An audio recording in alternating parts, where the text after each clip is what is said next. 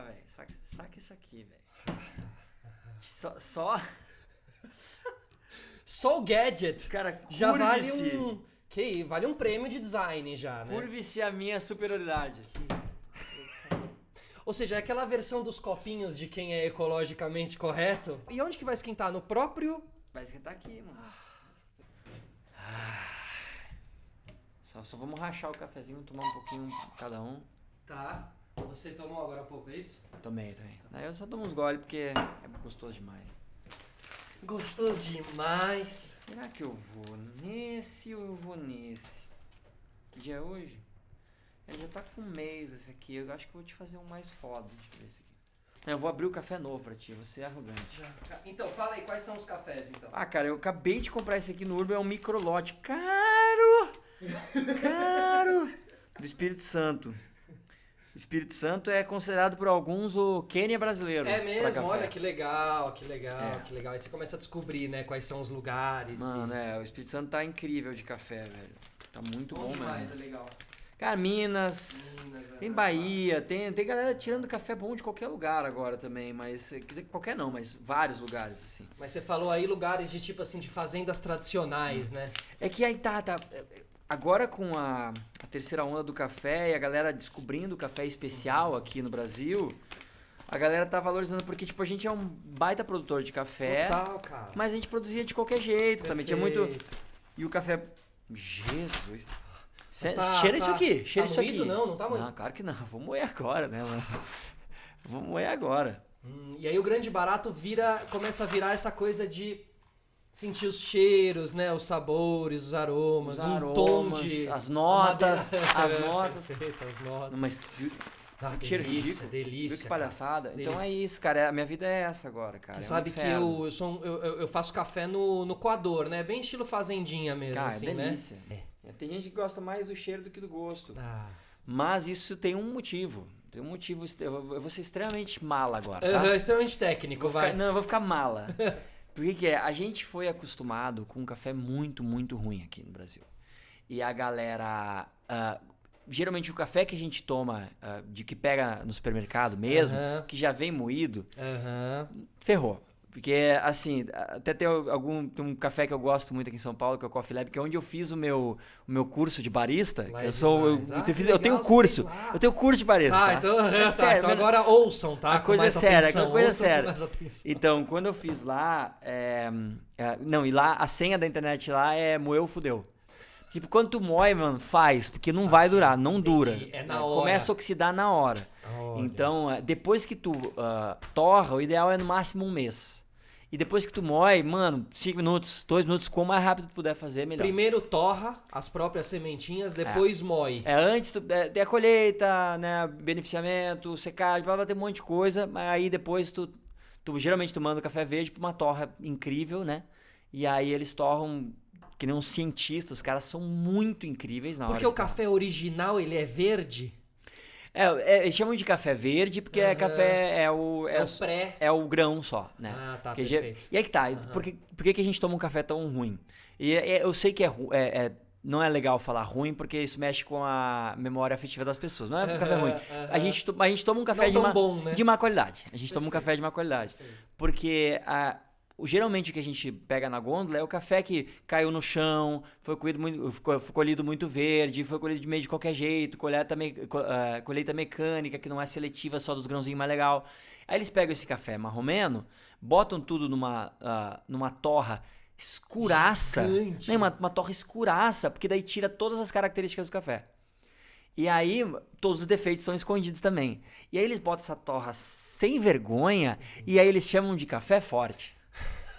E aí a gente toma esse café, que faz, né? E a gente aprende a ligar o cheirinho de acordar com café de manhã na fazenda da vovó. A gente bota uma memória afetiva, nisso, exatamente. Que não ouse falar que isso é ruim. Exatamente. Porque eu acordava com a minha avó pra fazer E aí tu faz um café bacana que tu consegue sentir realmente o sabor do café, em que o amargor não é uma característica, o amargor é quase um defeito.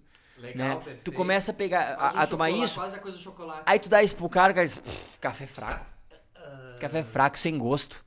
sabe? Então, é uma cultura que eu já briguei com pessoas, agora eu aprendi que não se briga com as pessoas. Desencanei de ser o mala que enche o saco, mas que é. Mas o que você achou do estúdio aqui? Ah, mano, o teu estúdio tá uma ostentação. Tá ostentação? E o microfone é ostentação? Não, tá arrogante. Você sabe que eu tô te aproveitando pra uma consultoria não, aqui, mano, né, cara? e esse suporte tá lindo, tá tudo muito lindo aqui, Demais, cara. Tá tudo mano, tipo demais, que nem o teu demais, sorriso, lindo.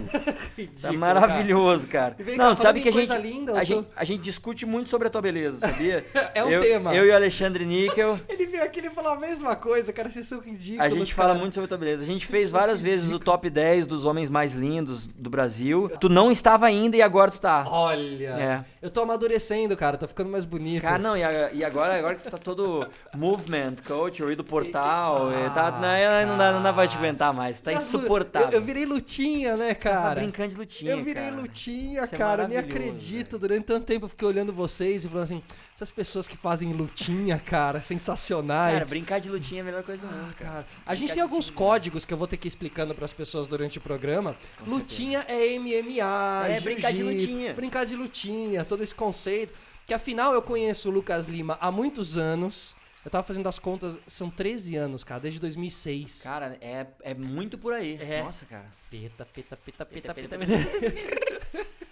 E sempre nesse rolê, sempre quando a gente se encontrou, a gente sempre falava de luta, cara. E eu lembro que uma vez. E a gente assistia algumas lutas, a gente assistiu uma vez em Campinas, num ginásio. Você lembra isso? O Max Fight, mano. A gente assistiu o Max Fight 3. Cara, que roots, mano. Mano, foi Roots. legal. Não, é bom demais, né, mano? Demais. Qual que é a sua luta inesquecível de todas que você foi, assim? A das que eu fui, mano. É.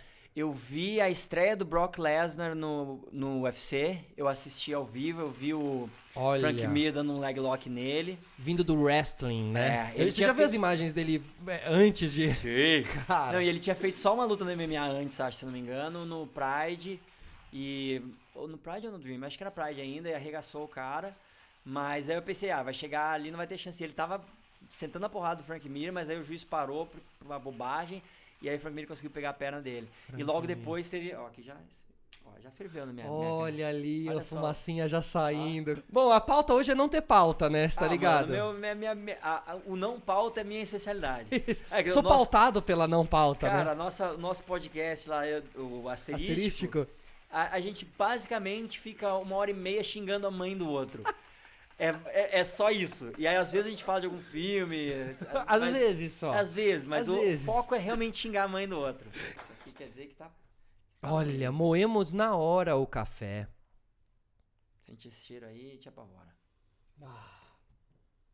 Ou seja, o cheirinho que eu senti antes já tá muito mais liberado aqui, né? Potencializado. E na hora ele vai virar café, ou seja. Agora começa a palhaçada. Ai, você tem um coadorzinho de xícara. Cara, não, esse aqui chama Aeropress. É um método criado por um americano que ele trampava fazendo brinquedo.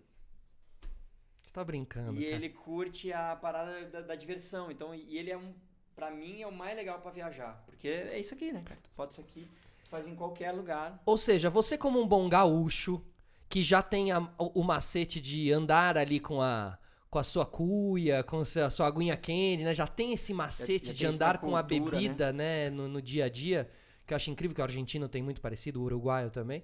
E aí você foi usando toda a sua experiência de gaúcho mateiro, pode chamar mate, né, pro gaúcho, né? Pode, vai de boa. E um geek dos gadgets. Nossa. Cara, isso aqui isso aqui chama maturidade, Lucão. Arrogância, maturidade, frescurada, tem vários nomes. A gente pode definir de várias Tá maneiras. vendo como eu sou seu amigo? Eu falei Ah, foi- a definição boa, foi tá brother vendo, cara? total. Total. E os cabelos brancos, hein? Onde tem, né? Onde tem cara. cabelo tá branco, tá triste. Mas eu vou botar cabelo, viu? Eu vou fazer É mesmo, você vou vai fazer fazer o rolê, estilo cara. PC ali, que o PC Não. fez, Ah, né? o PC arrebentou. Não, eu tô um tempão já pensando nisso. Eu acho que tem que fazer mesmo. E deu, cara, nos últimos meses, deu um desmatamento, tô pior que a Amazônia. Pray for my Pray hair, for né? Lucão. Porque, mano, o negócio tá feio. E aí, mano, eu por enquanto ainda tô me disfarçando com o pozinho. Mas você foi uma decisão simples ou você chegou a sofrer por essa decisão? Não, assim? não sofri Ai, não. Eu colocarei sofri ou não porque é colocarei? caro. Por isso que Tá. eu sofri. E é fora do Brasil. Não, tem aqui. Tem uns aqui. caras tribom aqui. Eu vou fazer aqui, provavelmente. Mas é porque é caro pra caramba. Mas, mano... É quase é um metro quadrado, né? É difícil quase Deixa eu usar isso aqui. Sim, não, eu concordo. Por isso que eu digo que eu concordo, assim. Porque eu acho que... Mano, eu tô começando a ter também aqui umas entradas mais fortes. Sabe que aqui, as entradas as entradas não me incomodam. É no meio mesmo. Aqui o cucuruco. É o cucuruto. Perfeito. O cucuruto é o grande problema. Porque você tá com quantos anos? 30 De novo. Deixa eu Cara, pensar aconteceu aqui, isso. Cara. Aconteceu isso Ontem. comigo esses dias. Eu tive que mandar uma mensagem pra minha mulher. Perguntar quantos anos eu tenho. Mas pera, você confundiu entre um e outro que eram próximos. Não tipo assim, perdi a noção de quando. Não, eu tenho ou 36 ou 37. Eu acho, então eu é acho isso. que eu vou fazer 37. Vai virar chamada isso, né? Não, mas foi muito engraçado. A gente tava bebendo num bar e alguém perguntou quantos anos eu tinha. Eu realmente travei. Travou. E aí eu tive que mandar mensagem pra minha mulher. Mas afinal, mas no fim das Ela contas ficou a gente tem a preocupada. mesma... Com a sua idade, não com você. Né? Não, ela ficou preocupada, tipo... Tá tudo bem aí? É. Tá meio quente ainda, mas vai dando bicadinha só. Pode puxar com barulho que daí entra mais ar. A coisa do aerado, mais ou menos como o vinho. Mesma coisa. Eu não entendi quando Sacou? você fala que a pessoa diz que é café fraco. Entendeu? Porque eu também tomo café sem açúcar, então eu tô sentindo a diferença claramente, porque isso aqui é um café sem açúcar, né? Sempre sem açúcar. Porque o café especial, o café quando é bom e de qualidade e bem extraído, essas coisas, ele já tem a doçura. Pode ver que ele já é um pouquinho doce. É isso. É isso. E isso vai marcando se ele é bom ou ruim. Os pilares do expresso, por exemplo, são doçura, acidez e corpo. Não tem amargor no meio, tu entende? Amargor não é considerado um dos pilares do... E é por isso que a gente é muito mal acostumado. O café expresso aqui no Brasil é super amargo. Super amargo. Mas, vamos ser justos, né? Onde ele surgiu na Itália também, a torra deles é mega escura, né? Agora, nos campeonatos de barista, que eu fico assistindo no YouTube...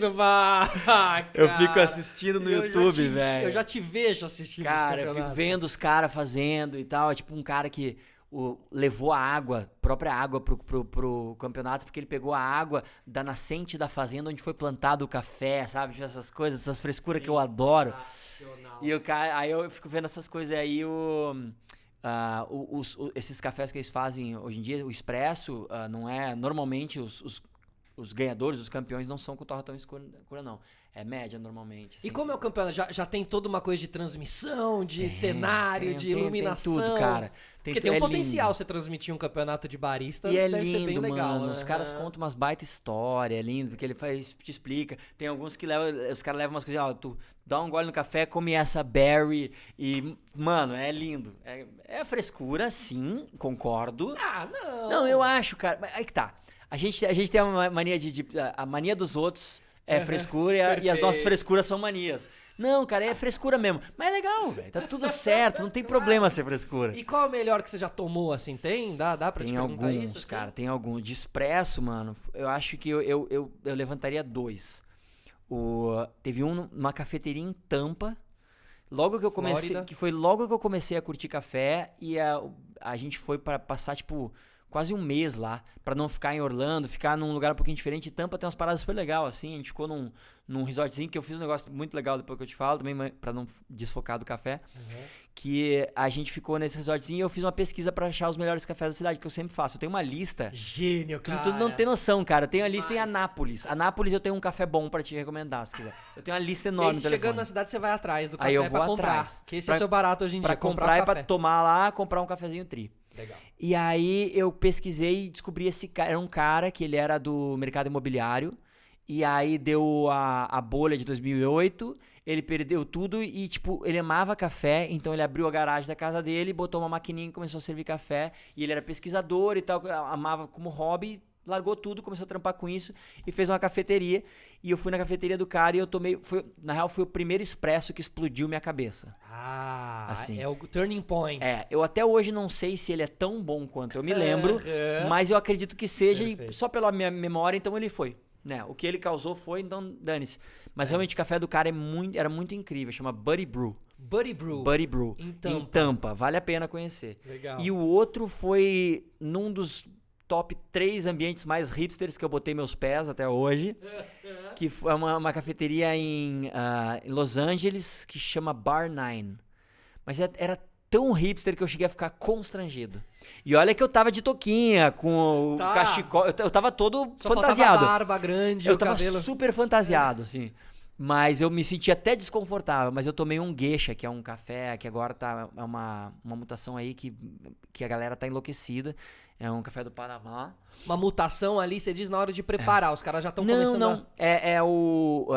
da plantação, quero dizer. É que, tipo, o pé do café, ele, como qualquer outra planta, ele sofre algumas mutações naturais, outras provocadas. Eles vão misturando. É aquelas coisas que o cientista faz que eu não entendo. Perfeito. Mas eles fazem isso. Então, tipo, tem vários tipos de cafés que vão mudando. E esse geisha é um que virou uma febre, ficou mega caro, assim. Mas é porque ele é impressionante. Tu toma ele e tu diz que o que tá acontecendo. Sério, isso é real mesmo. É real e assim, tipo, a pessoa... mas eu não tenho paladar pra isso. Não precisa. Tu vai tomar e tu vai dizer... Eita, porra! Porque não é gosto de café? O que é? É gosto de café, mas é gosto de uma caralhada de coisa. É muito fantástico. E aonde tem? Pode falar palavrão? Pode, claro. Aqui é podcast, né, cara? Tá, MTV, né, cara? A galera descolada da MTV, meu. Eu achei que você ia me servir pouquinho, e eu sou desses que gosta de tomar bastante café. Eu falei, não, eu vou ser educado com o Lucão, que ele é barista, então ele vai me servir um negócio. Então eu falei, não, mas que legal que é bastante, que eu gosto no roots do bastante. Eu tô E aonde acha esse último café que você falou? Geisha já tem aqui no Brasil em algumas cafeterias, tu acha às vezes, mas é que eles estão começando a plantar no Brasil agora. E mesmo assim, plantado no Brasil não é exatamente o mesmo geisha do Panamá, porque tem uma magia ali. Mas a gente tem o problema que a gente não pode importar grão verde, né?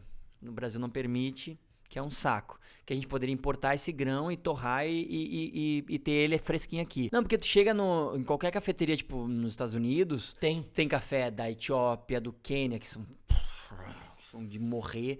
Tem uns cafés maravilhosos. Aqui a gente não pode ter. Aqui tu tem que trazer ele já torrado. E aí não dá tempo, né, mano? Que nem eu falei, torrou, tu tem um mês ali, um pouquinho mais às vezes. Eu congelo muito café agora, porque às vezes eu ganho uns, ou vou numa cafeteria muito incrível e já tô tomando alguma coisa e não quero abrir ainda, eu congelo ele, depois porque quando abrir você vai ter que ficar ali aquele mês nele. Tomar ele, né? Mesmo semana, né? Uma semana. Vamos diminuir essa... Uma semaninha. Tá, aí você fica o quê? Com os dois sabores ali, variando até acabar esses dois, depois você vai pro próximo. E eu vario o método daí, né? Eu faço V60, eu faço Aeropress, eu faço no Chemex ou no Expresso, que eu tenho uma maquininha de Expresso bem legal. E qual que você não gosta de fazer? Qual é o preparo que você não acha da hora? Assim? Cara, que eu não acho da hora, não tem. Tá. Só tem coisas que eu não tenho em casa, né? Que é tipo sifão, umas coisas assim que dá um pouquinho mais de trabalho. Mas bem, o Expresso é bastante trabalho, mas tu tirar um Expresso bom, meu amigo... Porque assim, eu geralmente quando eu vou numa cafeteria que eu quero conhecer se o barista é bom, eu peço um Expresso. Porque, tipo... Com uma boa receita e um direcionamento, tu consegue fazer um Aeropress decente, tu consegue fazer um V60 decente, tu faz isso, sai bom, tá tudo certo. Expresso, mano. Expresso, ele é feito... E ele é feito pra dar errado. O Expresso é feito pra dar errado. Pra queimar, cara, pra super extrair, pra subextrair, pra errar a quantidade de pó, a granulometria, o volume que tu vai tirar, a proporção, a razão de quanto de café tu tá botando pra quanto de líquido tu tá tirando. É um saco. É feito pra dar errado, mas é uma delícia fazer. E quanto acerta, mano. E o curso quanto tempo foi lá no 2 dias. Eu fiz só o Barista Júnior, agora eu tenho que fazer o Barista Sandy. Agora... Eu tinha pensado por aí. Não tem como, né? Você foi muito mais rápido. Não tem nada, mano. Mas maravilhoso. Quando eu vi que o nome do curso era Barista Júnior, eu falei assim, obrigado, senhor. Cara, muito obrigado. Tem uma particularidade nesses anos todos de amizade, as pessoas nem imaginam as piadas internas como são, mano. Cara. Eu tenho uma que eu fiquei tão... Eu fiquei tão constrangido, cara. Foi um dos... Sabe aqueles piores momentos da vida? Sei, vergonha que tu fica... Que às vezes tu tá indo dormir, tu te lembra e dá um... Eu tenho vários, mas... Um dos piores foi que a gente sempre tinha uma piadinha que a gente falava assim, tipo... que hora Sandy, Júnior? Tipo, esse cara tem um grande coração, Júnior. Sabe, a gente sempre fazia essa piadinha. E aí o negócio ficou meio automático. Substitui Sandy, né? Exatamente. E aí eu tava gravando cordas, regendo uma orquestra. E tava tipo, 20 músicos, aqueles caras, os baita músicos, estudam 8 horas por dia, tocam nas orquestras mais incríveis, aquela galera toda, e aí eu tenho que ir lá fingir profissionalismo e tal. E aí tô lá na frente dos caras passando, eu queria só, tipo, fazer um pouquinho mais pianinho ali naquela passagem ali, e aí a gente pode ser um pouco mais expressivo ali naquela repetição. Saiu. E ficou assim... Todo mundo, né? Todo mundo olhou assim, tipo... Será que eu ouvi não, e ele tipo, não falou? Ou será não, que ele realmente eles sacaram, falou, né? porque foi bem pronunciado, eles me olharam assim e falaram, meu Deus, que otário. E a sua reação? Sabe, a minha reação foi tipo... Finge que... Não, eu fiz... Que otário. Não, eu disse, gurizada, é uma piada interna, foi mal, vamos seguir o baile. Vamos seguir. Eu disse, não vai dar pra esconder, tipo, sabe, o fedor me tomou conta. Mano, até hoje eu lembro disso. Não, os caras me acharam o maior otário do mundo. Não que eles não tenham razão, mas não é por isso. Isso não é. Claro, não é isso que me define. Eles não me conhecem o suficiente pra saber o quão otário eu sou. Eles estão me achando otário por um motivo errado. E isso me incomoda mais do que qualquer coisa. Ai, cara. Mas, ô Lucão, essa coisa que a gente tá falando do café é muito... Você tá falando... Primeiro que tem a coisa da fazenda, né? O produtor do café, porque no fim das contas vira o rolê como um todo. Não é só tomar o café, né? Esse aqui, já é dos que então, tem, de onde será que é isso aí? Ele tem um sítio, quer ver? Aí, tá vendo? É o nome do produtor, Alessandra Sassenburg-Grunwald. Maravilhoso. Do sítio Hartwig de Itarana, Espírito Santo. Região das Montanhas Capixabas, altitude 1.030 metros e a variedade é Catuai amarelo. Aí, eu gosto de processamento foi cereja descascada. Eu gosto de pessoas que vão trabalhar, mas também vão buscar sua qualidade de vida, cara. E isso aqui, outro dia eu andei vendo coisas de azeite, que tem muita agora fazenda brasileira produzindo azeite incrível. E aí aquela qualidade de vida de você ter uma fazenda, fazer o café, não sei o quê. E eu acho que é por isso que hoje em dia a não industrialização tá... A gente prefere pegar o café da menina do sítio do que pegar o café da prateleira lá que... E as cafeterias estão fazendo isso, as cafeterias mais especializadas estão fazendo isso, eles tratam direto com o produtor. Isso é maravilhoso, então tu consegue pagar melhor pro cara, o cara consegue ganhar mais na saca, é um negócio...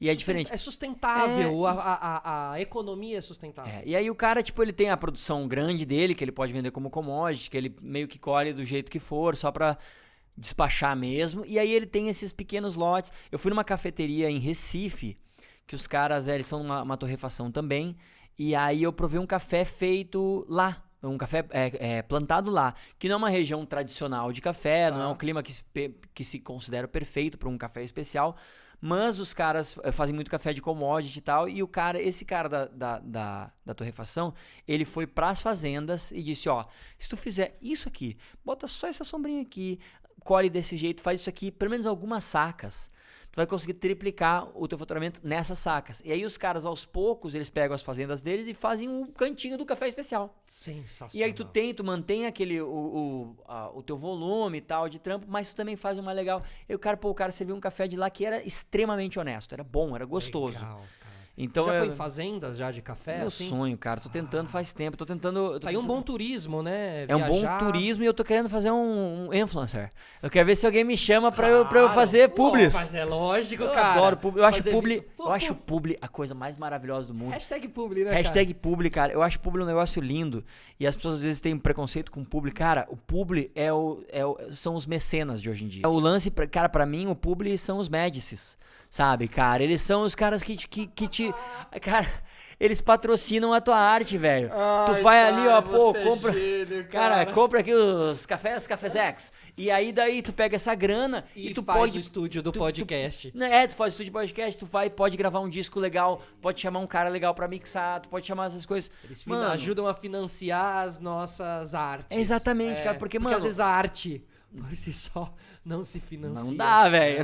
Não rola. Claro. É muito difícil tu conseguir, porque ainda mais hoje em dia, que é tudo muito mais segmentado, não existe mais o artista do Brasil. É o artista do nicho, é o músico que se dá bem com essa galera e tal. E show tá cada vez mais difícil de fazer, porque a passagem tá lá em cima. Pra despachar uma bagagem, tu paga o olho da cara, tu não consegue levar o teu show pra várias cidades. Todos os equipamentos e tudo. Não vende mais disco. Então, tipo, a maneira artista, quando eu tô falando de músico, que é onde eu conheço, é cada vez mais difícil tu ganhar dinheiro. Então, mano, quando tem uma chance, se eu vejo algum amigo botando um publi, eu like, eu comento, eu dou engajamento, eu faço o que eu puder. Maravilhoso. Porque isso é maravilhoso, vai ser Claro, muito bom. Claro, isso é lógico, ótimo. tem que ter essa leitura, ela é importante de ter, Esses dias eu fiz um publi do Dia dos Pais, que me chamaram, e alguém comentou, pô, lindo teu texto, pena que é publi. E eu disse, mano, eu não disse nada porque hoje em dia eu evito essas polêmicas, Mas que eu você aprendi a pensou. lição. Boa. Mas eu pensei, eu tive uma conversa com essa pessoa mentalmente, que hoje em dia o que eu faço é eu escrevo pra não postar, pra não responder postando. Mas eu disse, cara, os caras me mandaram uma sugestão de texto, eu joguei a sugestão deles fora e eu escrevi o meu texto, aí os caras corrigiram meu texto e eu não aceitei corrigir de novo. Eu disse, eu quero falar uma coisa que eu quero, eu vou aproveitar essa oportunidade, vou falar uma coisa que eu falaria de graça, mas eu vou embolsar um dinheirinho Nem que toda vai ser publi legal. é fake, né? Cara, não precisa ser. Nem toda publi a gente tá fazendo forçado, com uma corda no pescoço e uma Tem arma jeitos atrás da de câmera, fazer, e eu tenho esse cuidado quando eu vou fazer pra ser o mais real Verdadeiro, possível. claro. Mas eu acho que a parada do publi dá pra fazer de um jeito legal. E pelo menos até agora eu consegui fazer. Pô, cara, eu fiz pra Disney, velho. Eu acho que eu não. Tá vendo, Mano, cara? Que legal. publi pra Disney, velho. Que é uma publi que você faria de Pelo graça. amor de Na Deus, verdade, isso cara. não é uma publi, é uma reinstituição. É reembolso. É um reembolso. É de reembolso, tudo velho. que você É já por deixou aí. lá, velho. E tipo, até agora eu tive essa bênção que eu só fiz pra marcas legais. Que eu Quando gosto. chegou a Disney, o que você pensou? Você falou, não, cara. Não, eu quase disse pra eles, vocês Deus estão é bom louco, comigo, cara. né? Eu quase disse, eu faria de graça, mas eu fiquei quieto. Eu já Não passei falei. situação parecida. Mas agora eu já falei. Se eles assistirem, se eles curtirem podcast. Tomara que já tenha caído já. Ô, Lucão, qual que é a sua... Só uma coisa, ó. Agora mais frio. Não, agora tá frio mesmo. Mas tu vai ver que não tá ruim. Ele tá só frio. Tu ainda consegue sentir um pouquinho da acidez, um pouquinho da doçura, ó. Ele não fica um café frio, bom não fica insuportável. Agora tu pega um café ruim, frio, gelado, acabou. você toma, você fala, nossa. Que nem cerveja boa. Cerveja boa, que não tá tão gelada, Claro. rola. Né? Claro, Pega claro. uma cerveja tria, assim. Total, e lá fora, na Alemanha tomam muita cerveja assim, tá gelada. Qual que é a sua formação musical, Lucão? Tecnicamente falando. Tecnicamente falando. Você Bom, é um CDF, né? da eu música, comecei né? a estudar música aos 3, né? Com meu pai. E aí... Zeca. Né, o Zequinha, o professor Zequinha. Isso. E aí eu estudei na escola de música dele até ali mais ou menos os 13 anos, né? E só que antes disso a gente já começou a tocar profissionalmente com a família Lima. Ah, já antes dos 13 você já tava Bem tocando? antes, bem antes. Eu Ah. comecei a tocar profissionalmente aos 7. Foi o primeiro show que eu fiz. E aí mas ainda não era Família Lima, chamava Lima's Family Show in Concert. Uau, bem Era- Holiday on Ice. Não, assim, é né? tipo, pegou todas as palavras As tags. possíveis, né? É tag, é nuvem de tag era o nome da banda, né? E aí ficou por muito tempo isso, e aí depois a gente viu que virava Lima's Family, a galera se perdia, a gente, Família Lima, vamos nisso mesmo. E a gente conta... No violino já ali. No violino, eu comecei com violino. E aí aos poucos também fui cantando. E depois, quando eu tava muito abaixo dos meus irmãos de nível musical, e no violino, né, eu não conseguia alcançar eles. E aí eu fui pra viola e a gente conseguiu ter o quarteto clássico, né, na família, com 2 violinos, viola e cello. E aí a gente começou a tocar direto. E depois disso, quando a gente se mudou para São Paulo, foi que eu parei de estudar escola normal, que eu tava no 2º ano, acho. Quando você se mudou pra São Paulo? Você lembra que ano que foi? Eu tinha 16 ou Tá. 17, acho que eu tinha 17. E aí a gente veio pra cá, acho que é 17, quase certeza que é 17. Mas pode ser 16 também, para os seus telespectadores não faz tanta Você diferença. também não sabe se é 37 e 36? Eu não sei nem então, onde cara, que dia é vai hoje. saber se era 16. Eu perdi, eu quase não consegui botar 2019 no cheque essa Só lembrando, tem semana. um show daqui a pouco, tá? Pois é, Só nada, pra você ver. é bom, hein? O show vai tá bom. Mas estarei aí lá. aí quando eu vim pra cá, a gente parou de estudar, tava muito show e tal, e aí chegou ali meus 20 e pouquinhos, começou a me dar uma coceira de tipo, pelo amor de Deus, eu preciso melhorar, eu preciso fazer alguma coisa, porque eu não estou satisfeito comigo mesmo. E aí eu fui atrás pra fazer faculdade. Só que eu não tinha tempo de cursinho, não tinha tempo de nada, não tinha nem o 2º grau completo, né? Que agora é ensino médio, né, que chama. E aí eu tinha uma amiga minha que é professora e ela me conseguiu para eu estudar no supletivo público da Unicamp. E aí eu estudei com os livros do telecurso. Pra se formar. Pra conseguir me formar. Então eu levava os livros do telecurso pra turnê e ficava lendo, e ia fazer as provas. Ia, tipo, prova, consegui me formar. Pra daí poder fazer a faculdade. Pra poder fazer o vestibular. Aí fiz o vestibular, fui super mal no vestibular, só que eu não zerei. Quando tu não zera na Universidade de Música, tu pode fazer a prova prática e teórica, musical. E aí eu fui bem. E aí eu consegui entrar por causa disso. Que tática boa, hein? Aí eu consegui entrar por causa disso. Consegui entrar lá. Difícil a faculdade de música? Cara, ela depende do aluno. E hoje em dia eu tenho a impressão que qualquer faculdade é assim. Né? Eu tinha a ilusão de que faculdade era um pacote de informações que tu entrava, tu te formava, tu tinha aquele pacote de informações. E não é verdade. Né? Fazer um download ali. Não, tu não tem aquilo não. Não existe nada ali. Né? A faculdade, quem faz realmente é o aluno. E eu senti muito isso que eu vi. Mano, a média é 5. Numa faculdade de música, velho, é só tu ir na aula que média 5 tu tira. Né? Mas eu tinha alguns amigos que eram bem nerds que nem eu. E a gente começou a fazer campeonato de nota, né? Então a gente meio que se empurrou um pra frente. Então a gente pra acabou tirar nota maior um do outro com ali. o CR lá em cima, assim, né? E na real da minha turma, só eu e mais um cara, a gente se formou nos 5 anos da faculdade de composição. Porque é muita matéria e tal, e muita galera faz em 6. Eu né? lembro de te encontrar e você tá em Vinhedo, inclusive, porque eu cheguei a estar lá na sua casa em Vinhedo. A gente jogou o Wii. Isso, cara. Se e você tava no estudo ali. Eu lembro direto, que você tava no estudo, assim. Eu lembro direto, que você era bem. Qual é a música clássica mais difícil de se tocar? Existe aí uma. Depende. Você sofre? Não, eu tenho muitas coisas que pra um músico do meu nível são completamente intocáveis, assim, né? Vou te dar um exemplo, porque como seriam milhões de exemplos, vou te dar um exemplo. Tem um compositor chamado Paganini, que ele foi um dos maiores violinistas, mais técnicos da história, e as obras dele são caracterizadas por isso, elas são incrivelmente difíceis, elas são quase estudos. Tem muitos deles são estudos para tu estudar dedilhado, escala, arcada, essas coisas. Então é um inferno. Eu nem flerto com esse tipo de coisa, que não é a minha parada. E porque aos poucos, como eu fiz a faculdade de composição, eu fui caindo cada vez mais pra parada de produção musical, de trilha, de arranjo, que são as coisas que eu gosto mais do que ser puramente um instrumentista. Então eu realmente, como instrumentista, eu sou de mediano pra baixo.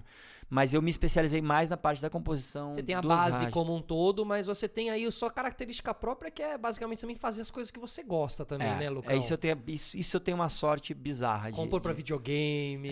Pra filme, pra cinema, é o que eu tenho mais curtido agora. Os documentários produção. do Fernando, né? O Quebrando o Tabu, Quebrando Tabu, que você fez.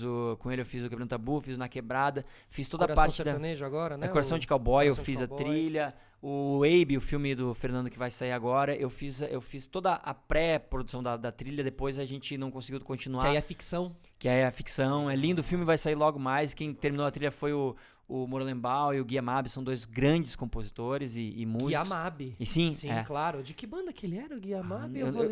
Eu conheço ele como compositor. Eu conheço ele da época da MTV, porque ele era muito bem falado lá como um puta músico. Grande compositor, assim, grande músico. Legal. Então eu fiz bastante coisa assim, já tô com vários projetos assim, engatilhados pro ano que vem também de trilhas. E produção musical e direção de um showzinho aí que... Isso, então, é isso que eu queria falar um pouco. Quase não deu trabalho. Então, a gente tá aqui na véspera hoje, Sandy Júnior passam por São Paulo, primeiro show em São Paulo, no Allianz Parque, daqui a pouco, por isso consegui trazer o Lucão aqui. Nossa, cara, tava aí, mano, fiz show ontem, dormi aí, eu disse, é hoje. Me mandou uma mensagem, falou, cara, você vai estar no sábado. Vai rolar, demais, cara, finalmente. Que bom que tá rolando. E... como é que foi, então, esse processo todo, assim? Porque eu já vi vocês em estúdio, compondo, e eu vi também o conteúdo do Areia, quando vocês compõem Areia no projeto Nós Vozeles. Nós Vozeles. E ali mostra, né, o bastidor de como que são vocês trabalhando. E ao mesmo tempo é um casal também, né? E ao mesmo tempo muitos anos juntos e tal. Então, deve ser achar uma sintonia fina entre tudo isso, obviamente. Mas como que é esse rolê todo, assim? Você gosta de fazer produção musical, tanto pro disco quanto pro show, né? Produção musical é uma das coisas que eu mais gosto de fazer também. Eu gosto muito mais de estúdio do que de palco, né? Palco pra mim é meio que... eu gosto, me divirto e tal, mas não é o meu foco. Eu não precisaria disso pra me realizar. Você gosta do processo do estúdio. Eu gosto da música. Eu gosto de música, cara. Se me botar tocando num barzinho, eu tô feliz. Se me botar só compondo em casa, tô feliz. Eu gosto de estar vivendo música. Esse é meu rolê. Mas a parte de produção musical eu gosto muito porque é a arquitetura, né? Eu prefiro... Eu saio do protagonismo e aí eu gosto muito de adicionar alguma coisa a um outro artista. Isso é o que eu mais gosto de fazer. Os arranjos. As escolhas, até mexer em composição, em letra. Eu gosto de mexer em tudo. Eu gosto de participar e ajudar em tudo, dependendo do quanto o artista está disposto também, que às vezes o cara tá com a ideia dele e a gente vai fazer a ideia dele. Né? Mas a parte da turnê de Sandy Júnior foi muito, muito trabalho, mas foi muito divertido. Porque a partir do momento que a gente bateu o martelo no conceito, né, que foi o mais trabalhoso, porque a gente tava assim, tanto o Júnior quanto a Sandy, depois que começaram a carreira solo, eles tomaram as rédeas totais das carreiras de decisões de tudo, né, e mão na massa de tudo. Só que o projeto de tamanho de Sandy Júnior é impossível tu tá com as rédeas de tudo. Porque tu vai morrer. Porque tu vai ter que subir num palco pra 45 mil pessoas. Claro. Sabe? Tem outras coisas. A tua parte mais importante é essa. Então, quando a gente começou a conversar sobre isso, pros dois foi difícil. Tá, vou ter que delegar algumas coisas. Não vai dar pra fazer tudo. Mas eles se mantiveram na coordenação total e nas aprovações totais, mas eles montaram uma equipe sensacional. Uma equipe de confiança. Já que você vai delegar... De confiança, né, você tem que criar uma estratégia para montar uma equipe que vai te entregar o que você quer, né? Já que você vai delegar, né? E aí, as conversas pra gente chegar no conceito musical foram longas, mas quando a gente chegou e, mano, resolveu. Mas mais ou menos assim, não posso deixar isso passar, porque isso é uma curiosidade enorme, assim. Tá, e vocês pegaram a discografia inteira, olharam e falaram, 10 anos depois, aqui estamos de novo. 12 ou 13. 12 anos, tem razão. O que a gente fez foi o seguinte... Da onde pra onde? O primeiro passo foi a gente tentar pensar num repertório. Mas para pensar num repertório, a gente tinha que entender realmente o conceito do show. E a gente tinha que entender que o show não era para mostrar quem Sandy Júnior é hoje. Não era para mostrar... a evolução, musical. A coisa. O que naturalmente está acontecendo, porque são dois artistas incrivelmente. Eles são dois artistas que dobraram de tamanho como artistas, né? E fazendo um repertório que eles faziam 15 anos atrás. Então eles fazem aquele repertório com os pés nas costas, né? Então, tipo, tá muito incrível. Isso no show, eu tô surpreso como tá bonito. Mas a gente diz, cara, o show ele tem que ser um recorte da carreira. Né? Ele tem que passar por todas as fases da carreira e ele tem que ser arranjo original. Não dá pra gente querer inventar coisa aqui. Porque a pessoa tem que ir lá... eu falo pra eles a coisa menos importante para as pessoas lá são eles. O importante é a sensação. Claro. O importante é a própria pessoa que tá lá, né? É o que essa própria pessoa viveu. Exato, é o que significa, né? Porque cada um ali tá colocando um significado completamente diferente no show. E isso a gente teve que abrir mão desse controle. E é lindo de ver. Eu filmei num show esses dias uma guria cantando. Eu vi, cara. Com todo o pulmão do mundo, com as amigas, e elas se olhando, e não estavam olhando pro palco, velho. Elas estavam se olhando. Porque é a memória afetiva pura. O momento era delas. Elas estavam revisitando um momento delas. Isso, o que elas viveram ouvindo Sandy Júnior era só um detalhe. Claro, era o BG. Era só um detalhe. Eu acho isso sensacional. E isso é raro isso é muito raro um artista conseguir. E os dois, eles são foda o suficiente, na minha visão, e eles têm a segurança suficiente pra não precisarem desse protagonismo. Perfeito. Eles estão satisfeitos com a sensação que eles estão causando nas pessoas. E legal. Aquilo tá deixando eles realizados. Ótimo. Eles estão se realizando através do público. Da energia do público, o que o público está sentindo. Então foi isso que a gente mirou e nem sempre que tu mira tu acerta. A gente, graças a Deus, acertou. Então assim, você não podia chegar lá e fazer um baita musical com arranjos incríveis e inovadores. Encher de coisa. Não, e outra coisa. Mas quando você é um diretor da parada... A tendência é querer mostrar, né, como ser simples. Acho que esse debate é legal. Tu tem que ser. Isso, tu tem que tirar o teu ego da parada e tu tem que servir o espetáculo. Perfeito. Tem que servir a experiência. É pro outro. Então, o que eu fiz foi. Bom, temos esse conceito eu assisti todos os DVDs e shows e tudo que tinha de ao vivo deles antigos. Assisti tudo. Me infiltrei em tudo que é fórum e grupos e sites. Pra ver o que eles queriam, as pessoas pediam, queriam. o que...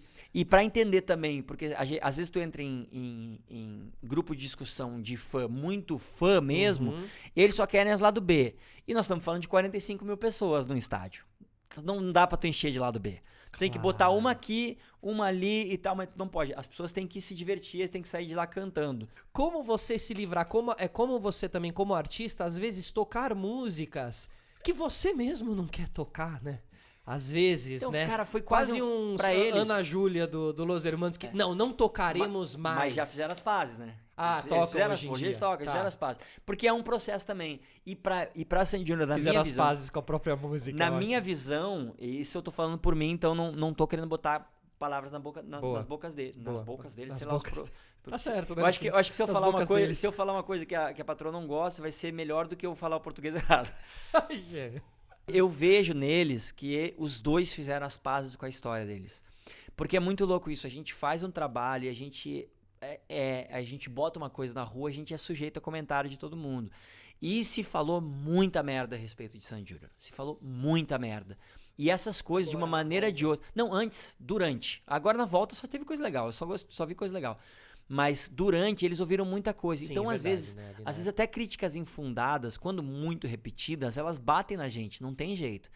Então, foi uma delícia revisitar esse repertório e ver o quão bem produzido era, o trabalho que eles faziam e o quão lindo é a história do repertório deles. Porque, como começou como uma brincadeira e como era uma parcela muito grande da vida era no trabalho, qual foi a sacada da Noeli do Chororó? Foi colocar nas músicas as coisas que eles realmente estavam passando. Então, mano, tem uma música que chama Marilyn, que foi feita pra quando o cachorrinho morreu, pra eles ajudarem a lidar com isso. Olha. Tem uma música que chama Eu Não Tenho Tamanho, que é pro Júnior, que ele era menorzinho. Então, se eu não corro, se a minha bicicleta anda devagar, é porque eu não tenho tamanho. Um dia eu vou crescer, eu acredito em mim. Sabe? Então, era sincero, né? Era sincero, né? Tão honesto, era muito velho. especial, realmente muito especial. E as primeiras composições deles entrando nos repertórios, falando de amor de uma maneira simples e bonita, de criança. Sabe? Tanta coisa linda. E eu vendo aqui, cara, eu via aqueles repertórios, eu via aqueles dois pequenininhos cantando, eu ficava no estúdio sozinho chorando, velho. De emoções, que coisa mais linda esses guri, cara. Tem um registro da feitura disso tudo? Assim, de muitas tem, coisas, né? de muitas coisas. O Doglão tá fazendo? Vai ter um documentário? Como é que... Eu não sei pode falar, não pode? Posso super falar que eu não sei. Que nem eles fizeram o último show de Sandy Júnior lá atrás, quando eles fizeram a despedida, eles filmaram tudo como se fosse um DVD, mas nunca lançaram. Eles registram. Se eles vão fazer alguma coisa, não tem absolutamente nada fechado. Mas que a gente registra. Mas então esse processo foi muito legal. Então eu pesquisei isso absurdamente, terminei com um repertório de 40 músicas e disse, não vai dar. E eu não queria... Quantas tinham que ter? Não, na real ia ser a gente mirou num show de 1h30. E mas chegou em? 2h10. Não, e porque a gente foi vendo também, porque a turnê foi mudando muito durante o processo. Porque quando a gente fechou o pacote, eram 10 shows e no total tava dando cerca de 200 mil ingressos ao todo, né? O negócio ficou tão grande que só em São Paulo estão 200 mil ingressos. Foi pra quantos shows no fim? 18, acho. 18 com 2 na gringa, né? Quase o dobro, tá? De 10 pra 18. De 10 pra 18. Com 2 na gringa. Com 2 na gringa. Que vão ser ainda. Que vão estar sendo. Mas... Aí o processo do repertório foi esse. A gente foi vendo as músicas que não podiam faltar de jeito nenhum. E a gente chegou num semi-consenso de músicas que estavam em todas as listas que eu vi, incluindo uma ou outra, e tivemos que tirar muito hit número 1, porque não dava, simplesmente não dava, não cabia. A gente quis evitar um pouco o negócio de fazer muito medley, porque eu acho que desvaloriza um pouco a experiência, na minha opinião, e na opinião de todo mundo, foi meio que isso. Mas teve um medley que a gente não pôde deixar de fazer, que era um medley das confirmadas, assim, da infância e adolescência ali, da época do programa, que aquilo ali a gente sabia que a galera ia se divertir muito. Então aquele medley me deu um trabalho pra fazer. Ou seja, como musicalmente falando, talvez a parte do medley é a que mais dá trabalho, assim? Eu- Conectar uma música na Pra- outra? pra mim foi esse trabalho, que eu queria contar uma historinha com o medley também, eu queria que tivesse uma evolução, que ele saísse de um lugar e chegasse em algum lugar.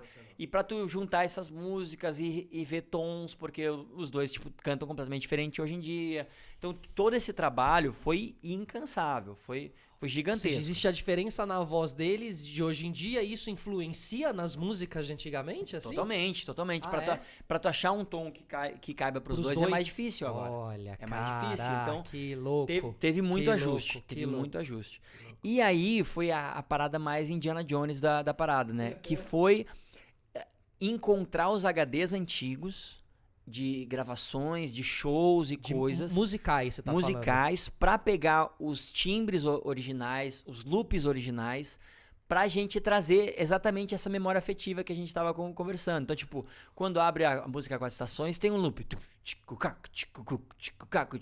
Eu queria que a pessoa ouvisse o loop original.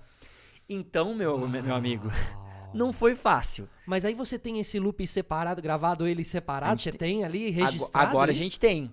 Então a gente pegou Que HDs, garimpo, hein? uns HDs desse tamanho de 4 GB. Que estão aonde esses HDs, por Agora, exemplo? Eles- agora a gente tá agora tá guardado. com você, Mas tava entendi. cada um num canto. Então fui procurando produtores, liguei pros produtores de Los Angeles pra eles verem o que eles tinham lá. Pix Talarico, É, tipo... o Sebastian Chris Seba, lá, o o Seba. Mug, aqui com o Guto Graçamelo, o que tava com ele, o que tava aqui. A gente foi pegando as coisas com o Otávio de Moraes. E a gente foi garimpando isso pra... Aí, tipo, ficava eu e o Maicon, que é o responsável pela produção técnica toda do show.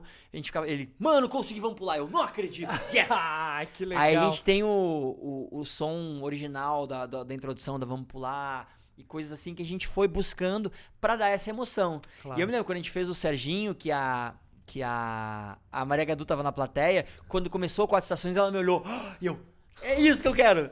Era isso que a gente queria. Aham, de músico pra músico Essa ali, né? sensação. Se apegou ao detalhe Não, ali, ela sacou. E que a pessoa que é leiga em música, ela Ela não vai sabe, sentir mas ela isso. sente. Ela sente totalmente. É isso. E aí, exatamente. na parte dos ensaios com a banda, a gente montou uma banda que tinha muitos músicos da época, né?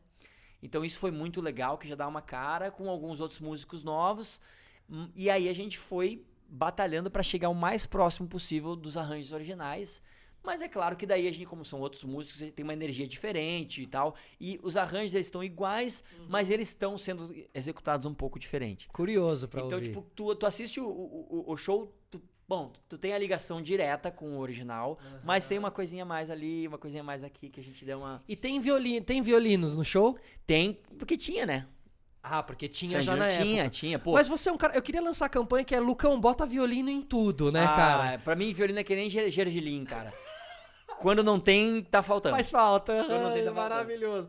Mas é lindo, assim, realmente, cara. Tocar violino é lindo e tal. E eu vi ali no Areia, naquele conteúdo, tem um pouco isso. Você quer colocar... E aí tem até uma observação da Sandy que ela fala... Uma observação Uma boa interessante. que ela fala... Será que não vai ficar grandioso, né? Ou seja, e realmente, né? Às vezes o violino... Aí eu, olha, é verdade, né? Às vezes o violino... Por que não se coloca em tudo? Porque realmente às Porque vezes não é ele pra fica tudo, parecendo né? um grande... Porque tu não bota guitarra em tudo também. Porque não é Isso, sempre, né? Claro. Não é sempre. E essa observação como músico é importante. Não, tu tem que saber onde colocar. Aham. E cordas, e tem cordas e cordas, né? Tu pode fazer que nem na Areia, que a gente fez só um quarteto sem grandes dobras, então ele fica suave, ele entra só como um complemento mesmo, entra como um glutamato monossódico ali, né? Ele não é... Ele só abre o paladar, né? Você já fez musical? Ainda não, mas talvez venha a fazer logo. Aham, e aí a vontade é mais fazer um musical de quem vem, ou você faria um musical assim? Eu gostaria de ser o produtor musical do musical. Não gostaria de estar no palco, não. Porque não, ia ser legal também. Você gosta desse universo do... É incrível, né, cara? O Cara, universo dos musicais, né? Com música, cara, eu sou que nem cachorro com carinho, sabe? Não interessa de onde vem. Não interessa. Mas de tem onde uma qualidade nacional muito grande hoje em dia nos musicais, né? Virou uma indústria. Virou uma indústria que é maravilhoso.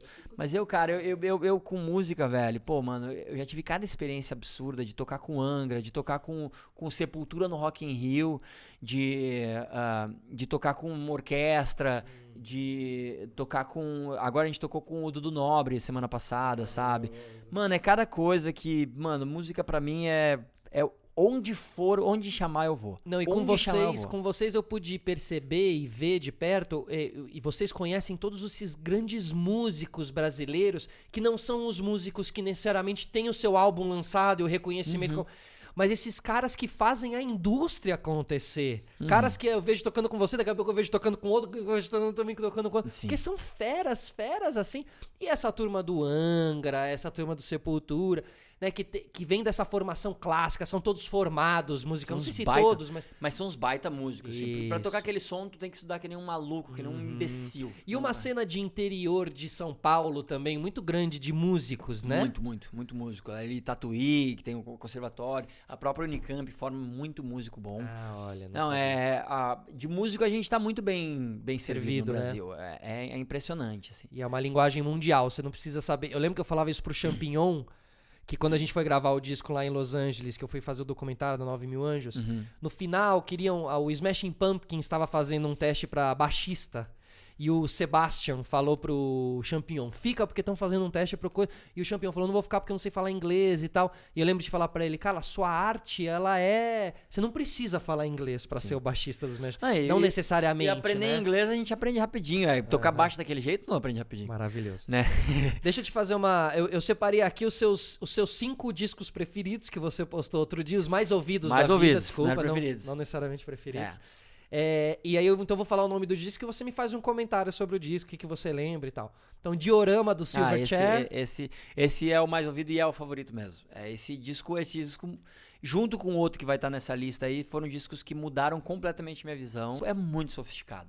Ouçam esse disco. Esse disco é muito legal. Ou também não ouçam, porque às vezes não é pra todo mundo. Não, mas Cada um vai gostar de uma coisa. Antes de você chegar, eu tava dando play nos discos. Então... E, cara, eu falei, bonito, realmente, né? É bonito. É legal cara, demais, bonito. é muito melódico, incrível. Né? Muito melódico. Melódico, harmônico, e é tudo muito...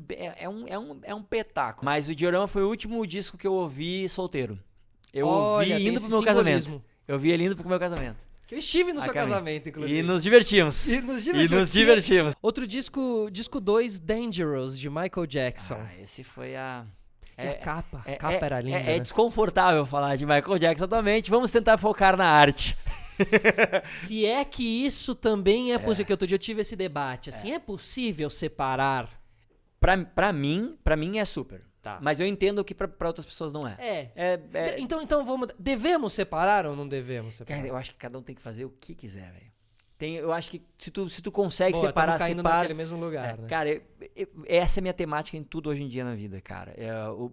Se existe uma coisa que os meus pós-30 me trouxeram, foi essa paz interior de acreditar que não tem regra, velho. Tipo, se tu quer te ofender, às vezes tu teve um caso na família de abuso infantil, cara, tu tem todo o direito de não gostar mais, de não querer ouvir, velho, de odiar, e tá tudo certo, cara. Fica à vontade. Concordo. Mas deve ter uma outra pessoa que não necessariamente vai estar... Não, e eu como artista, cara, o que tem de artista que eu gosto da arte e odeio o cara... Tem muitos, cara. Mas assim, muitos mesmo. Porque o ser humano é foda, no fim. Porque é foda, cara. E eu como isso é meu rolê, entendeu? Eu consigo super separar. As coisas quase nem se encostam pra mim. Tem um compositor chamado Wagner, que ele era declaradamente nazista. Ele falava que, tipo, Mendelssohn, que era um compositor judeu, nunca poderia compor uma coisa porque não era um ser humano. Né? E hoje a Orquestra Sinfônica de Israel toca Wagner. Entendeu? O que não deve ser fácil. Simbólico, o que não deve ser fácil. Mas eles conseguiram. Mas mostraram que existe a separação que existe entre... a possibilidade, pelo menos. Boa. Mas agora, se tu consegue ou não, mano, tá tudo certo, velho. Tá tudo certo. Boa. A gente tá brigando por qualquer coisa hoje em dia, cara. Né, cara? Mais eu não vou brigar se o cara quer sentido, botar açúcar no café, bota, velho. Tá tudo certo, velho. Faça teu rolê. Não fudendo os outros diretamente. Quem diretamente a gente sempre se fode. Claro, mas botando não... açúcar, você indiretamente vai fuder. Diretamente tá me ofendendo pessoalmente, mas beleza. Mas não sendo uma coisa que não machuca diretamente o outro, faz teu rolê. Tolerância, né? Você tá falando sobre tolerância, realmente. Mas Dangerous é um descasso, né? Eu lembro da capa primeiro, que era linda. Que era linda. Os clipes eram fantásticos. Era tudo um negócio, era uma ostentação, cara. Foi um momento ali, né? De Michael Jackson. De clipe estreando fantástico. A gente se juntar, velho. A gente se juntar pra... Cara, é hoje, velho. É hoje, mano. O Black and White era desse disco, né? Primeiro single. E ele ali abusando como você falou, nos clipes. Não use essa palavra, mano, pra falar dele. Ele abusando. Pô, mano... Aí tu quer ferrar o rolê também, né? A galera tamo separando, mas também... A galera tentando deixar passar. Não é Não, assim. ele abusando, Caralho. mano. Nossa, cara. Nossa, não, então pera, deixa eu reformular aqui. Ele fazia uso daquela... Lembra no Black and White que tinha aquela coisa que O efeito especial da trocando o rosto, era lindo. Primeira era vez que incrível. usa. E aí era o Fantástico bem fazia uma feito. matéria explicando o que era o recurso técnico e depois mostrava o clipe. né, Era e um tal. rolê, cara. Eles era demais. rendiam, Terceiro clipe, terceiro disco, Mesmerize, Hypnotize, do System of a Down. Esse aí foi mais ou menos na mesma época do Silverchair. E esses são 2 discos, na verdade, que eles lançaram no mesmo ano. Mas a primeira música do primeiro disco ela é continuada pela última música do segundo disco. Ela tem um rolê ali. Esse disco é uma zona, né, velho? E como ele é um cantor, o vocalista, Serge, acho que chama uma coisa assim que eu nunca lembro o nome dele. O vocalista, ele já não é um vocalista de rock and roll normal, né? Ele então, é todo clássico, né? Ele era quase operístico, mas meio maluco. E ele é turco, ele é uma... Sei lá de onde que ele é. Não, assim, ele veio no também... Rock in Rio de roupa de contador, né, cara? De calça jeans, camisa branca abotoadinha, que assim... Eu disse, mano, que legal, os caras tão pelo som. Isso, sabe? eu adorava pelo sistema... som. E quem é músico gosta do Sistema Cara, Fatal. e é uma bagunça, aquele som é uma bagunça, aquela coisa, e é realmente as mudanças de tempo e tal, e tem uma pegada erudita ali no meio, ali, tem um temperinho. Total. Então eu fiquei maluco. Total, e esse disco me inspirou quando a gente lançou o disco da família Lima, o Carmina Burana, que foi tipo quando a indústria do disco físico tava acabando, né? E que tá a galera cada vez mais popularizando mais e tentando fazer disco mais curto, com mais pop. E a gente fez um disco de 24 faixas, que 17 delas eram cantadas em latim. O disco vinha obrigatoriamente com DVD junto, não podia separar. Era uma capa tripla, e a capa era um quadro que a gente encomendou pra um artista plástico incrível. Então, tipo, foi a coisa mais idiota que eu já fiz na vida. Inspirado porque... Por essa inflação de referências Não, de pra mim, possibilidades. o que foi inspirado pelo impacto que esse disco teve em mim. E eu disse, eu queria que pelo menos uma pessoa fosse impactada por um trabalho meu dessa maneira. E aí eu fiz esse disco, o meu irmão chama que foi o primeiro disco que eu produzi totalmente da família. E meu irmão disse que ele chama esse disco de meu trabalho de conclusão de faculdade. Ele chama de meu TCC. O Amon esses dias me falou isso. Que não, o Carmina Burana é o TCC do Lucas, eu quase morri de rir. E aí, cara, o que aconteceu foi que um dia eu tava na academia e veio um cara, velho, falar, eu ouvi o teu disco, Carmina Burana, e achei sensacional. Eu, pô, obrigado, que bom que tu curtiu, mas era um curtiu normal. Ele disse, cara... O arranjo que vocês fizeram pra Introtina. Oi? Olha. Pô, cara, Amor Volátil, o Niquet. O cara falando os nomes das músicas, o cara realmente ouviu. E ele gostou desse disco, tanto quanto eu gostei do Hypnotize Memorize. Missão cumprida. Eu disse, mano. E realmente foi só um. Mas foi um. Mas era o que bastava. Eu mirei e acertei.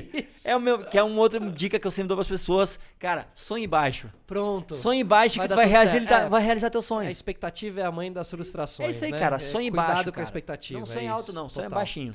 Quarto disco, Sagração da Primavera, Stravinsky. Esse eu ouvi muito na faculdade. Que aula, hein? Cara, não, aqui é uma bagunça, cara. Uma vez um amigo meu tava falando, que eles estavam falando, pô, já viu esse som que pesado? Pô, o novo disco de não sei o que tá pesado pra caramba. Eu disse, cara, sim. Mas tu quer ver um troço pesado? Dá um play nisso aqui. É muito absurdo, velho. Stravinsky é um maluco, né? E o Mas som ali das antigas, ele. Nem tanto, ele é do século XX já. Ele é um compositor clássico contemporâneo, assim, né? É que é erudito, é esse nome de clássico, só aqui no Brasil tem, né? É classic music em qualquer lugar do mundo, mas aqui a gente chama música clássica do período clássico só, que é música erudita. Que é uma bobagem, mas a gente às vezes fala só pra não ter um mala, dizer, ele chamou de música clássica, ele não sabe. Tô só me protegendo. É um disclaimer. Eu sei, tá? Nossa vida é quase sempre a vida é um disclaimer, né? Hashtag humor, hashtag piada, hashtag, né? Explicando. Hashtag sarcasmo. Perfeito. Mas a Sagração da Primavera eu ouvi, durante a faculdade eu ouvia muito pra tentar porque o meu ouvido, ele sempre foi um clássico mais clássico, Mozart, Beethoven, que a harmonia é muito, muito focada na forma sonata, então a harmonia é mais estruturada, mais tradicional. E o Stravinsky foi meu primeiro grande passo pra abrir a cabeça que ele quebra essas coisas, quebra é isso? brutalmente, assim, brutalmente. Então é uma coisa muito sofisticada. Vale a pena ouvir inteiro, só que é que o problema é que hoje em dia a gente não ouve mais música, né? A música a gente tá o dia inteiro tocando, mas a gente não tá ouvindo. Ninguém para. Deixa eu ouvir. A relação com a música é completamente diferente. Tu vai usar a música pra estudar, pra correr, pra malhar. Como pano de fundo, basicamente. Exatamente. Né? Você não vai estar ali sentado, esses caras da música clássica que sentavam num quarto e fecha o olho, né? Ou pega a partitura, que eu adoro fazer, pegar a partitura e eu ouvir a música, tipo, principalmente uma coisa, tipo, de um compositor desse, pegar uma sinfonia, uma parada e ver junto com a partitura. Isso é uma delícia. Porque daí tu vê o que o cara... filho da puta, o cara fez, mano, que cara incrível. Mas enquanto você tá ouvindo. Ouvindo. Mas você também lê uma partitura e está ouvindo enquanto tá lendo, né? Mentalmente. Mezzo. Não estudei essa habilidade suficiente. Não é uma coisa natural. Mas um maestro que tá o tempo inteiro regendo e tal, ele consegue fazer isso, né? É difícil fazer isso. É beira o impossível. Beira o impossível, mas é possível. Só um adendo antes de ir pro quinto disco, tem um cara que eu gosto muito, que eu não sei se você conhece, mas queria dividir, deve conhecer, óbvio, Philip Glass. Sim. O que você acha dele? Gosta dele? É muito legal. Philip Glass, ele é mais minimalista, né? E ele é um cara que o trampo dele se divide muito entre trilha e música de concerto. E eu gosto muito das trilhas dele. Ele emociona, eu choro ouvindo Não, o é Philip lindo, Glass, cara. Né? O Philip Glass, pra mim, ele é meio que nem o Nirvana, no sentido de que eu gosto muito do som dele, mas eu não gosto da influência que ele teve nos outros. Porque tem vários tem vários Glassinhos por aí, não, né? E eu não culpo nem os Glassinhos, eu culpo os diretores que se apaixonam por referência. Perfeito, porque o cara ouviu, o Philip Glass é a maior referência pra quem edita ou monta um filme e tal. Até hoje eu tenho que fazer trilha na onda do Philip Glass. O cara chega Faço e fala... gosto porque é uma delícia, porque é um processo composicional muito gostoso fazer a parada dele. E eu misturei alguma coisa, eu fiz algumas coisas meio inspiradas em Philip Glass numa aula de composição durante a faculdade e misturando um pouco com Escher também, pensando no conceito das gravuras se transformando, das formas. Então eu usava aquele conceito dos arpeginhos, ele vai se transformando em outra coisa, mudando uma notinha só e vai indo. E eu faço isso até hoje. E tu vai ver, tem uma música, uma composição minha no show de Sandy Jr., antes do Bis, que é a trilha sonora para um vídeo. Aí tu vai reparar que tem um Philip Glass ali no meio e nessa onda de se transformar. Então, às vezes, de uma imagem você pode fazer uma música do Escher, do que desperta o Escher em você. Já fiz muito isso. Perfeito. A referência começa vindo de uma imagem. E foi uma das grandes lições que eu ganhei de um dos meus professores da faculdade, que eu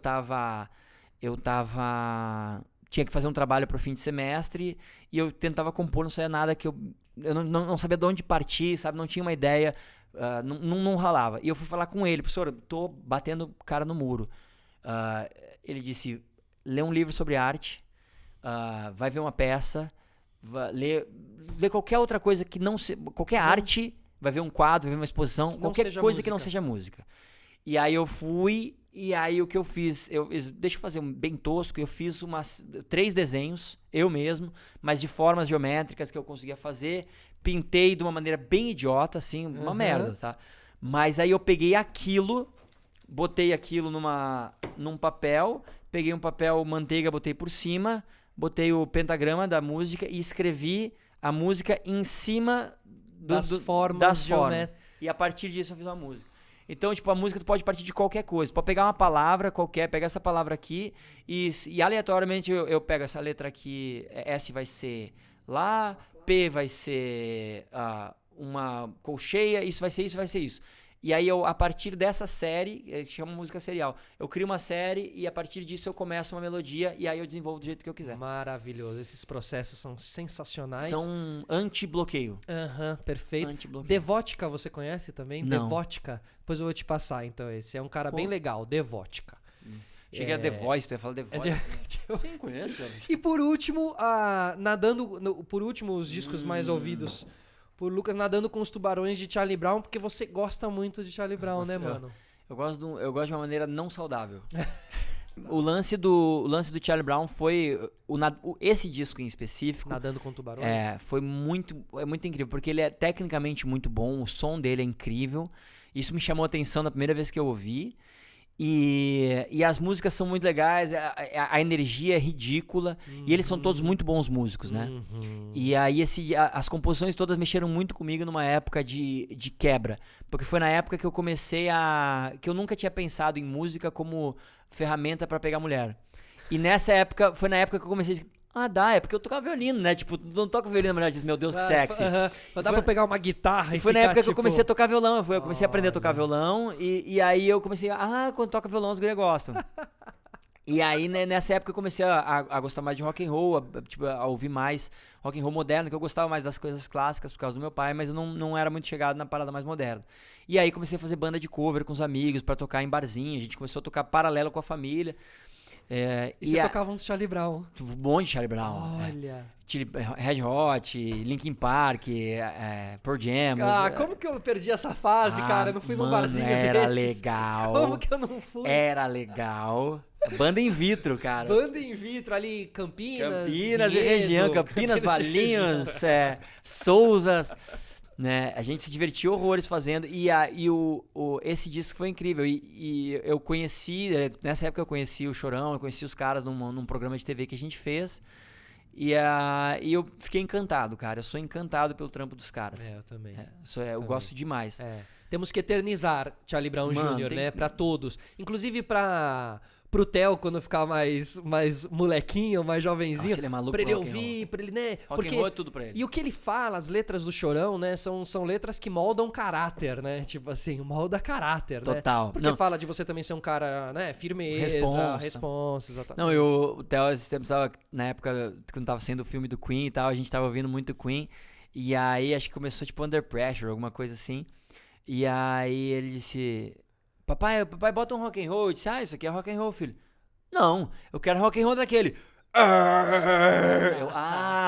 Tu quer ver Sepultura, filho? Aí bota uma Sepulturinha pra ele. Você tá brincando. Cara, mas temos aí a possibilidade de um roqueiro, assim, meio heavy metal, não, assim? O Theo tinha 2 anos e já, papai... Seria uma quebra, papai, né? Putuia, papai, Putuia. Que é Putuia? Sepultura. Que é Putuia. Você tá brincando. Aí ele ficava... Tem um vídeo dele com 2 anos de idade, assim, ó. Cara, ele ficava maluco. André sorri nesse momento, como é que é o Sepultura? Né? Ele fazia assim, ó. Cara, é maravilhoso. O guri é um gênio. Já tá nas músicas e tal? Cara, nos instrumentos? Graças a Deus, cara. Ele ama música, Uhum. mas ele ama ouvir música. Ele entende música de uma maneira muito absurda. Ele tem um ouvido incrível, uma musicalidade muito grande, mas ele não tem interesse em tocar. Ele teve um pouquinho, eu disse, vem cá. Ele não pegou um pouquinho e saiu. Talvez ele venha, depois de um tempo, mude, né? Mas eu tenho esperança ainda de que ele não vai ser músico. Acho que ele vai ter uma profissão mesmo. Só pra falar, aproveitar pra divulgar aí. A gente tá com um disco novo. Isso. Chama Música de Domingo. Tá. Na real, a gente gravou esse disco a gente começou a gravar ele em 2017. Família Lima. Família Lima. A gente ia chamar ele de Chinese Democracy, de tanto tempo que demorou pra sair. Mas a gente começou a gravar em 2017, tava quase pronto e roubaram o computador do meu irmão com todas as cordas gravadas. Você tá brincando? E aí nisso quem? Do Amon? Do Amon.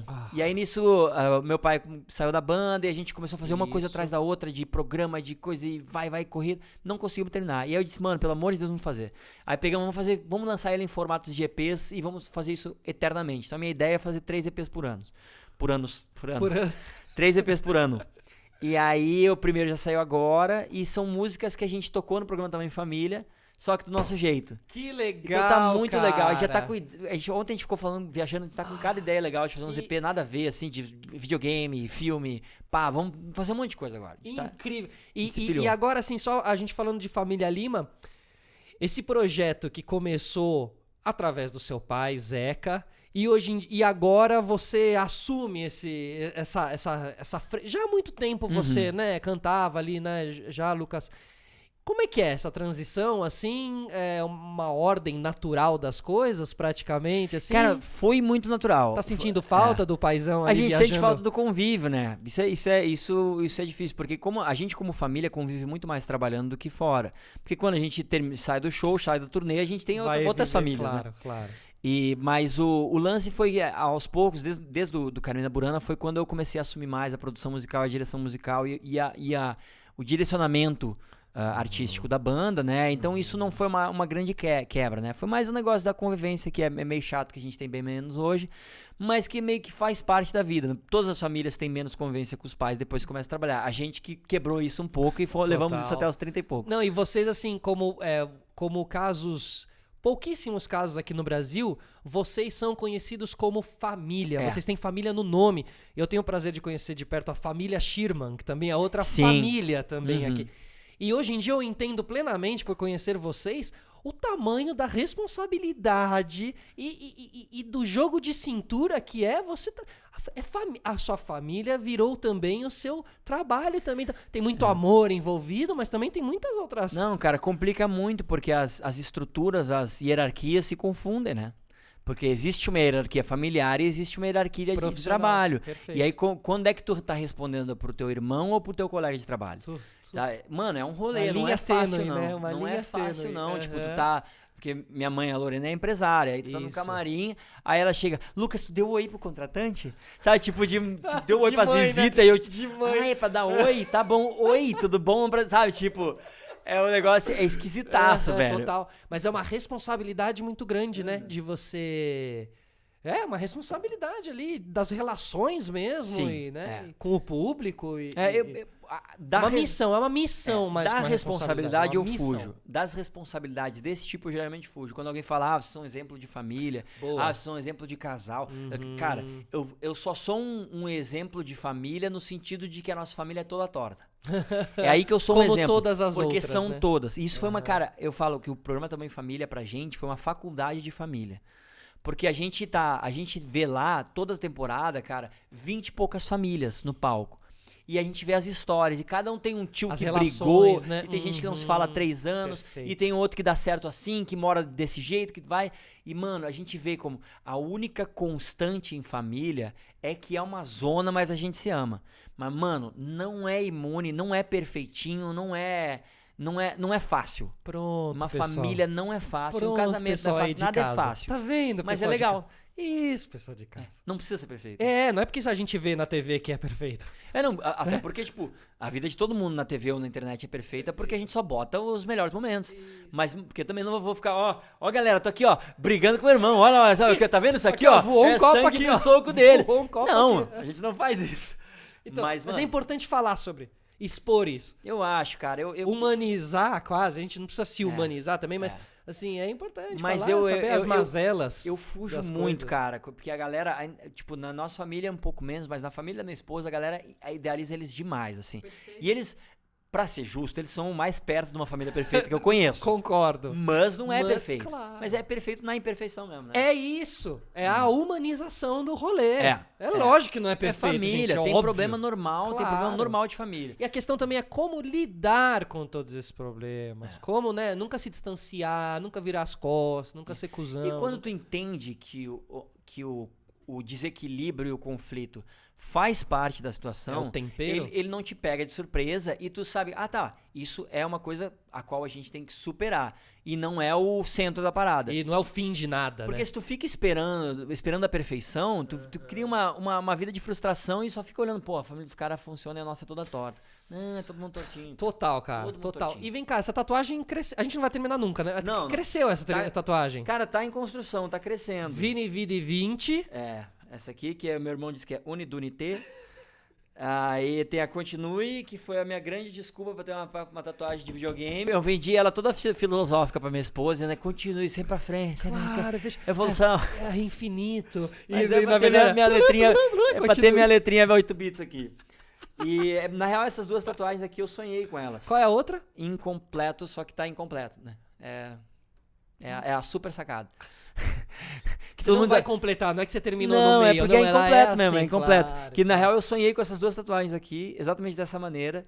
E eu acordei, tipo, pirado. Disse, que legal, pô, faz sentido. E eu imaginei exatamente, só que eu tenho um monte de ideia de coisas que eu quero ainda botar aqui. Você ainda quer completar esse Não, braço. aqui tem muita coisa pra acontecer ainda. Então, que A são próxima- os próximos podcasts. E a próxima vai ser o meu filho vai escrever. Eu já combinei com ele vai escrever pra mim, aí eu vou tatuar com a letrinha dele. Maravilhoso. Lucão, É nóis. obrigado. Agora sim. Valeu, rapaziada. É o último tchau esse. Isso. Um grande abraço. A gente se encontra daqui a pouco lá no Allianz Parque. Tchau.